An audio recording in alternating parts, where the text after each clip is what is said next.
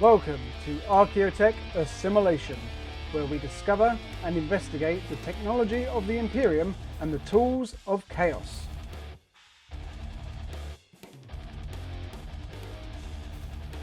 Hello everyone, and welcome to Iron and Ceramite present Archeotech Assimilation, the show where we look at all sorts of things throughout the hobby. My name is John, and today I'm joined by Shane. Hello. Dave. Hello. And Glenn. Right. And we're continuing our look into the Warhammer Plus vaults and the animations, and specifically for this video, the Hammer and Bolter anthology.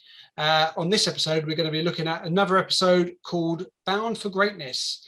As like all the other animation videos, we're going to go through the main beats of the story, talk about what we liked, what we didn't like, and so on. So consider this your spoiler warning.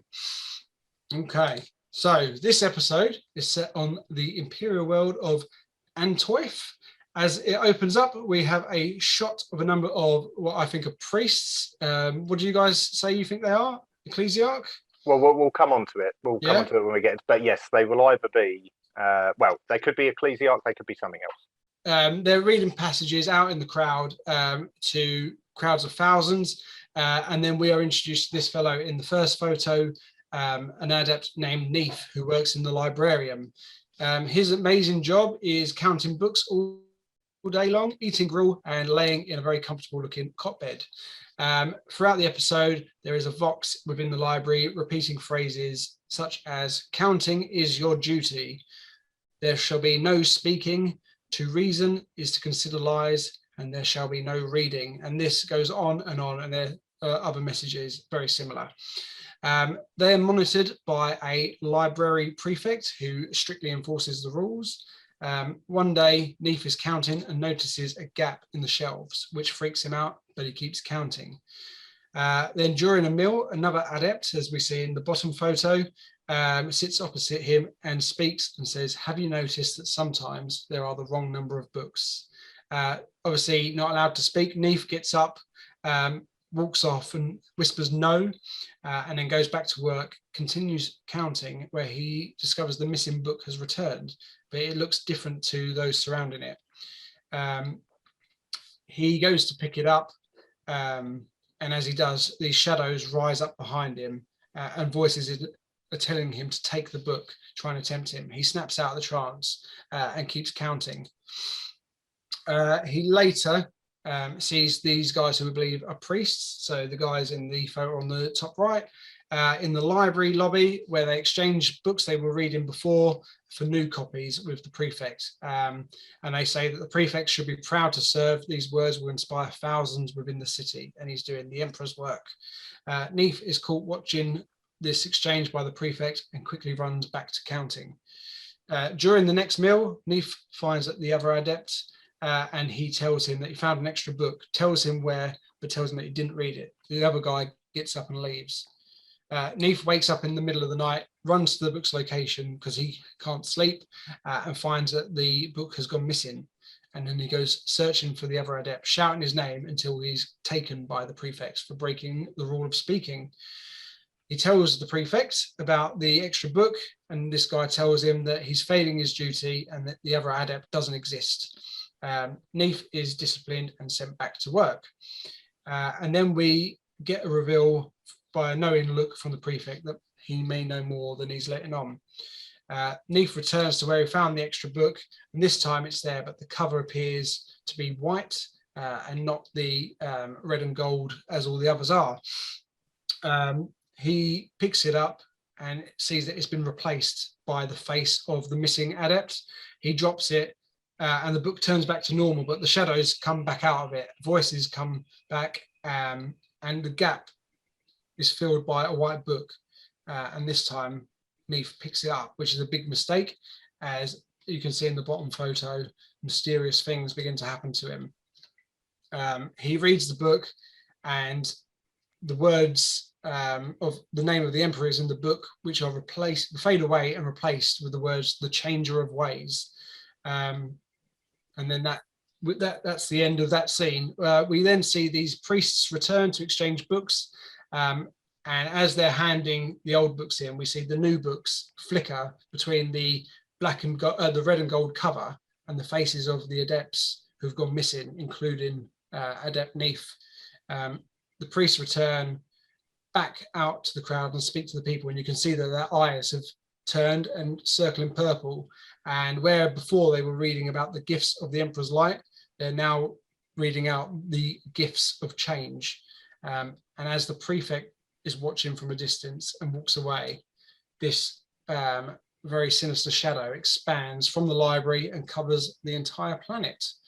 And that was the end of that episode. What did you guys think of that? This was my favorite, strangely, of all of the Hammer and Bolter ones so far, because there's a lot of, I like where's this going? What's going on here? I like the mystery of not 100% knowing what was actually happening. Plus, I do like a bit of chaos, so. Yeah, I was watching this one, and right at the end, I was like, this is one for Shane. It seems like it's right up his alley.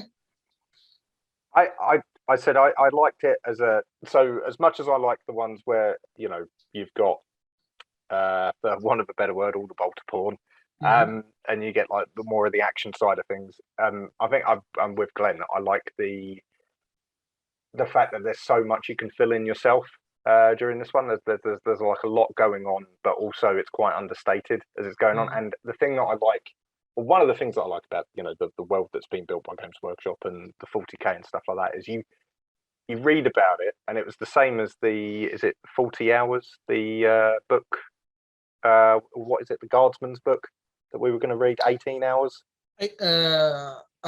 Something hours. It's only a few hours. Yeah.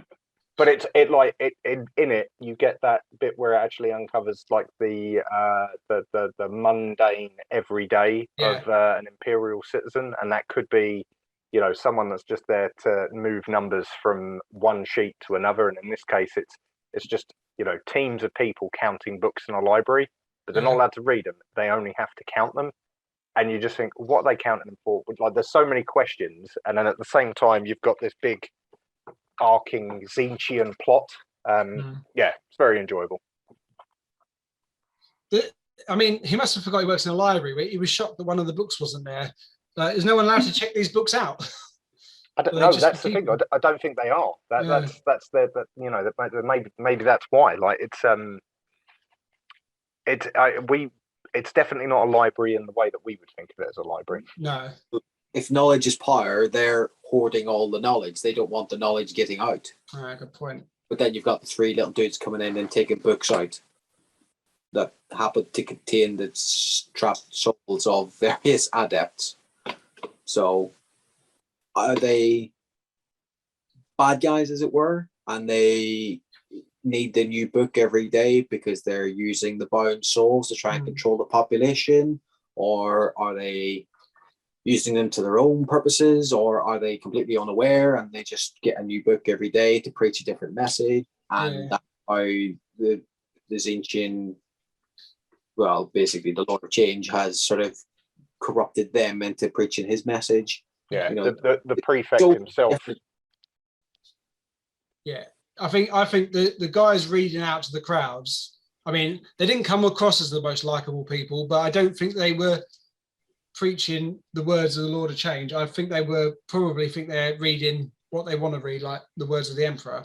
I think obviously the prefect is some sort of chaos demon that's controlling them somehow. Generally speaking, John, in the the world of 40k, the ecclesiarchy is not the nicest of people in general. They're pretty much dicks most of the time. Yeah. In fact, they're responsible for one of the second biggest civil war ever after the Horus Heresy. It's the church's fault. So was it the age of apostasy? That's it, isn't it? Yeah, because of Goj Vandire, I think his name was. Yeah, classic bad guy name. Yeah. Oh, come on, and look at the guy, the prefect of the library. Look at him. There's no way you're saying him to start and went, well, he's a good guy. No. Before you got the big skinny bird hands coming out, it was like, yep, he's a wrong one. This was my least favourite, but I think that's because I don't have the sort of wealth of knowledge that both of you have. And I was literally going, the fuck's going on? What the fuck's this? And it was a bit of a slow burner for me. And then until I sort of started thinking, oh, okay, that makes sense. But I think that this is a good nod to people who have a bit more knowledge of it.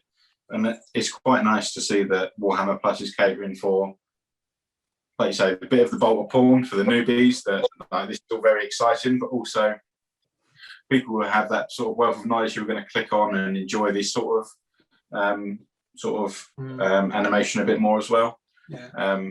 So yeah, I mean, it wasn't my favourite. I enjoyed it, but it was nowhere near my favourite of these ones. But again, I think that's because I'm just not as experienced in the whole sort of lore side of things, and I couldn't really get it as much as other people who are.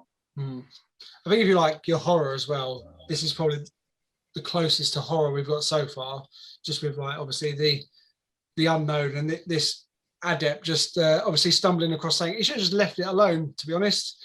But as in all horror films, they touch the thing they're not supposed to touch, and it didn't end well for him. Sorry? That happens in porn too. And on that note, if you enjoyed this episode, please do let us know in the comments. Let us know what you thought of the Hammer and Bolter episode and our thoughts on it. Thank you very much for joining us, and I'm going to let Dave do this one. So as always, thank you very much for joining us. Just a quick sort of where to find us and how to support us if you feel inclined. We are all on Instagram. If you search Iron and Ceramite and use the hashtag Iron and Ceramite as well, we will promote you in our stories, and we like to engage on there. So feel free to join us on that. If you do like conversations and some sort of discussions showing your own bits and bobs, we do have a Facebook page. Feel free to sort of join that and sort of join in the conversation. That's lots of fun. Also got a Twitter account, again, Iron and Ceramite. We are obviously on YouTube. We've got several different sort of videos on there, from the podcasts to hobby roundups and all sort of bits in between. Please like, follow and subscribe on there, and that'd be very much appreciated. If you do like listening to your podcast on your way to work or wherever it may be, we are also on Spotify, Apple Podcasts, and all good podcast services. Again, just search Iron and Ceramite. If you do like watching games, we are trying to put out a bit more content on Twitch. At the moment, we've got John playing Space Marines, but we are hoping to sort of branch out into more Warhammer games. And eventually, we are hoping to possibly put a bit of tabletop on there as well. If you do like our content, then please support us on Patreon. All of the donations on there will go onto the podcast and just try and sort of build up our camera systems, etc., etc. So please be reassured that this isn't going into our pockets, it's only going to go into the podcast. And then we'll mention you obviously on all the podcasts as well at the end of if you do support us on Patreon. If you are into the hobby, please use our link. We are Element Games affiliated. If you're going to buy paints or whatever it may be, please use our link and we get a bit of a kickback as well. And like I said, all that's going to go into the podcast. And if you're inclined to go on combat cards, then you can play against Glenn and Shane, and hopefully you're better than me because I've given up. But yeah, thank you very much for watching. Awesome. See you guys later. See you later.